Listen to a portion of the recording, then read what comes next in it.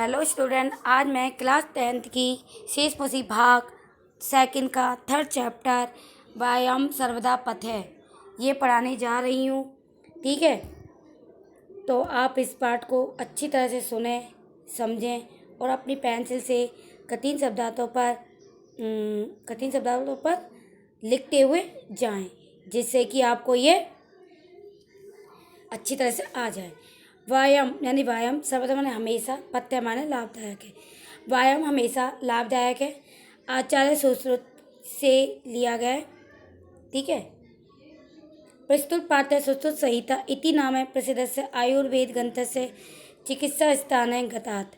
प्रस्तुत माने प्रस्तुत पाठ में हमारी जो प्रस्तुत पाठ है सुश्रुत संहिता नामक प्रसिद्ध आयुर्वेद ग्रंथ के चिकित्सा स्थान को जाता है। वर्णित 24 अध्याय से संकलित है। चतुर्विसारण 24वें अध्याय से संकलित है।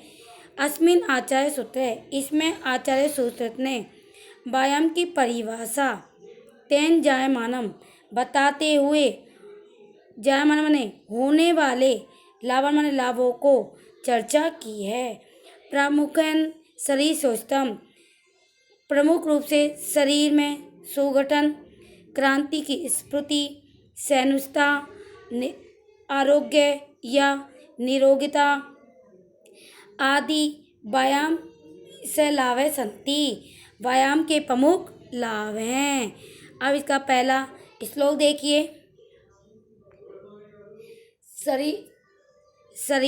शरीराय सजनम करम व्यायाम संगीतम तत्कृत्वा तु सुखम देहि ब्रिमनद नियात समनतते।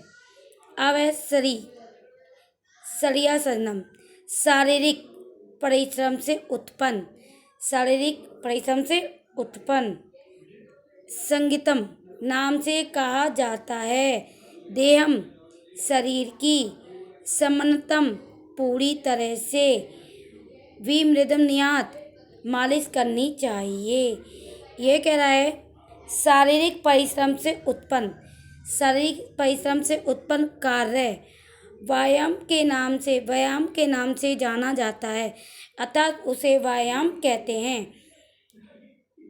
और उसको करके सुखपूर्वक शरीर की पूरी तरह से मालिश करनी चाहिए। विमृदम नियत माने मालिश करनी चाहिए।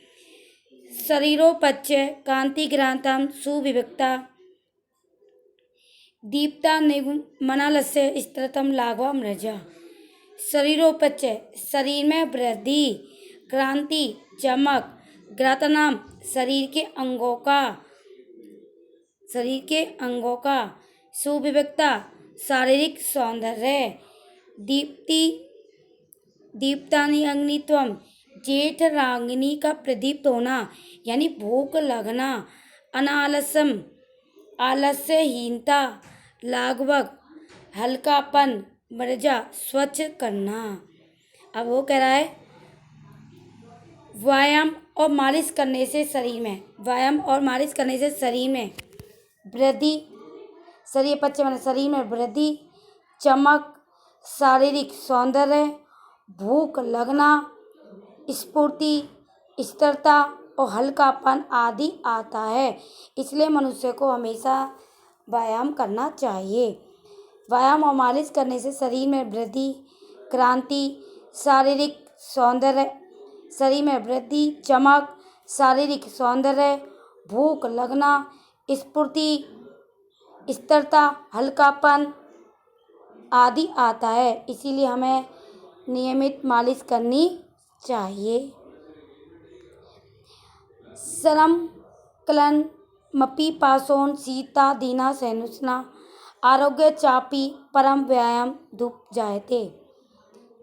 श्रम क्लब का अर्थ है थकान, परिश्रम से उत्पन्न, पिपासा माने प्यास, शीता दीना माने सर्दी आदि की, सैनुष्णा माने सहन करने की शक्ति, परमम माने महान, आरोग्य माने रोगहीनता उपजाते माने उत्पन्न होती है।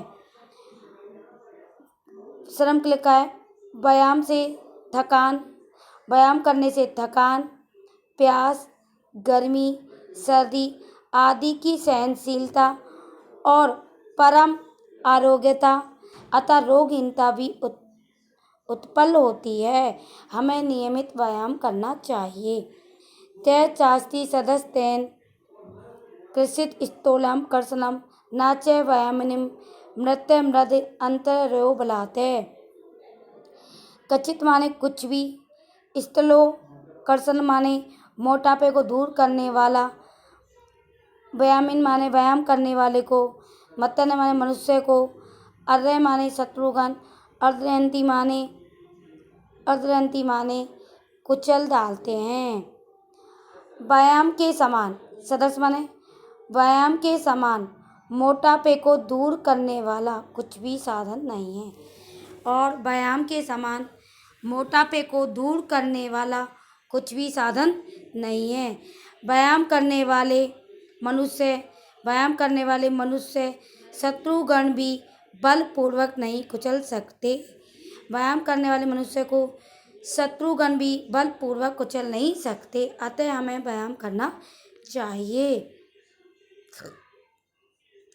सचैन सहसा क्रमे जरा समधि रोहिती स्त्री भवती मासे च व्यायाम विरतस्य च।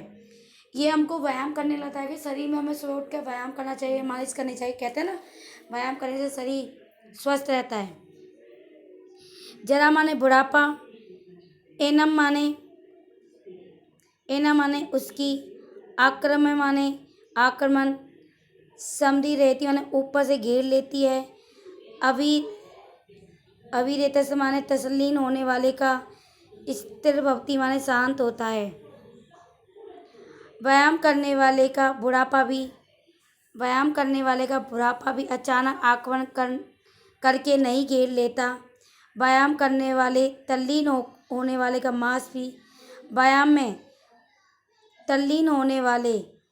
मांस भी स्थिर ये शांत रहता है। व्यायाम करने वाले को बुढ़ापा भी अचानक से आक्रमण करके नहीं घेर लेता।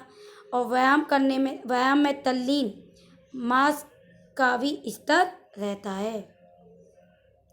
व्यायाम स्मिन् ग्रातस्य पद्मा में मुद वृत्तिम नरम व्याद्यो नोपस्फुरन्ति विनत्यमि रोगा वयोरूपेण गुणहीनेमपि कुर्यातु दूरदर्शनम। व्यायाम गात्र में दोनों पैरों के ऊपर उठाने वाले व्यायाम करने वाले, ऊपर दोनों पैरों को उठने वाले व्यायाम करने वाले, व्याद्य माने रोग, विनत्य माने गरुण के, उर्गा माने सर्प, उपसंति माने पास नहीं जाते, वह माने आयु, सुदर्शन माने सुंदर दिखाई देने वाले। अब वो क्या कह रहा है? व्यायाम करने से उत्पन्न पसीने से लथपथ शरीर वाले, व्यायाम करने से पसीने से लथपथ शरीर वाले, दोनों पैरों को ऊपर से उठाकर व्यायाम करने वाले के पास रोग उसी प्रकार नहीं जाते जिस प्रकार गरुड़ के पास सांप नहीं जाते। अतः व्यायाम से आयु, रूप, गुण से रहित व्यक्ति सुंदर दिखाई देने वाला बना देता है।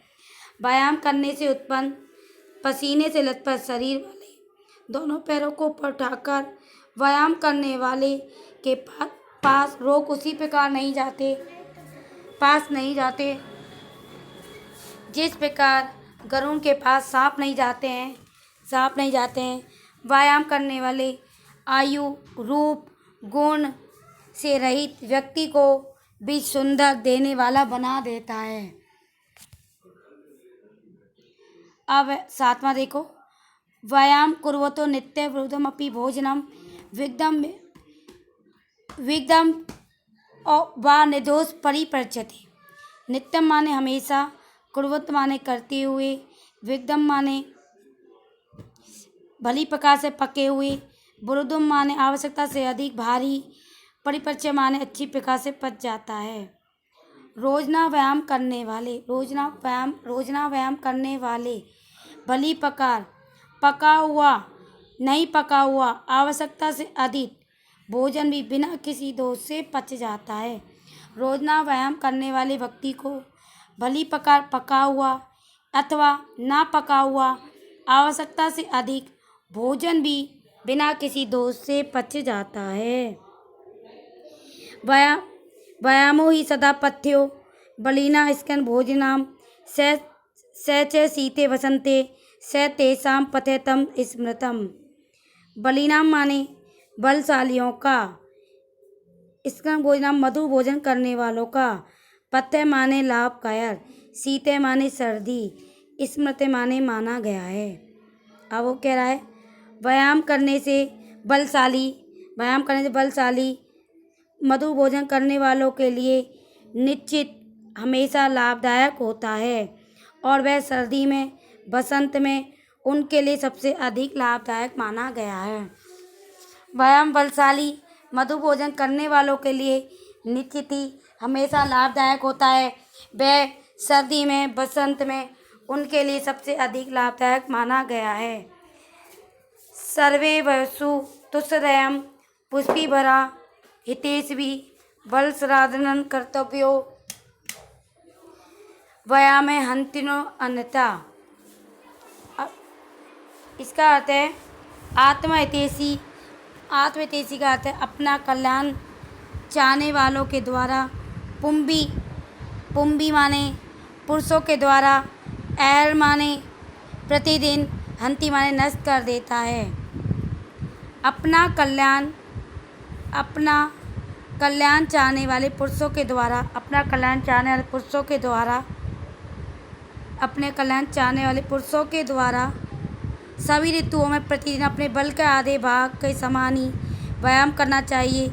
इससे अधिक व्यायाम मनुष्य को नष्ट कर देता है। अपना कल्याण चाहने वाले पुरुषों के द्वारा सभी ऋतुओं में प्रतिदिन अपने बल के आधे भाग के समान व्यायाम करना चाहिए। इससे अधिक व्यायाम मनुष्य को नष्ट कर देता है। हदि स्थाने स्थितो वायुव्रता व्यक्तं प्रबध्यते व्यायाम कुर्वतो जन्तोस्तत् बलादरस्य लक्षणम। जंतु माने मनुष्य के, हृदय स्थान में स्थित, व्यक्तम माने मुख में, प्रबध्यते माने पहुँच जाती है। इसका अर्थ है व्यायाम करते हुए मनुष्य के हृदय स्थान में स्थित वायु जब मुख में पहुंच जाती है वह बलात् का लक्षण है, अर्थात वह उसके बल का आधा भाग कहलाता है। व्यायाम करते हुए मनुष्य के हृदय स्थान पर वायु जब मुख में पहुंच जाती है तब वह बलात् का लक्षण है। बल शरीरानि देश कालासानि च समीक्ष्य कुर्याद व्यायाम रोगाम अनुयात। वह माने उम्र, बल माने ताकत, शरीर माने शरीर, देश माने स्थान, काल माने समय, आसानी माने भोजनन, समीक्षा माने अच्छी प्रकार से देखकर, अप्रुत माने प्राप्त करें। उम्र, बल, शरीर, देश, काल, भोजन का विचार करके और देखकर ही व्यायाम करना चाहिए, अन्यथा रोग प्राप्त करें। अतः इनको देखे बिना यदि कोई व्यायाम करता है तो वह हानिकारक होता है। उम्र, बल, शरीर, देश, काल, भोजन का विचार करके या देखकर ही व्यायाम करना चाहिए, अन्यथा रोग को प्राप्त करें। इनको देखे बिना यदि व्यायाम करते हैं तो वह हानिकारक होता है। आज मैंने ये अर्थ करवाया, आप इसको रिवाइज करके देखना और मेरे चैनल को सब्सक्राइब शेयर ज़रूर करें, लाइक करें। Thank you.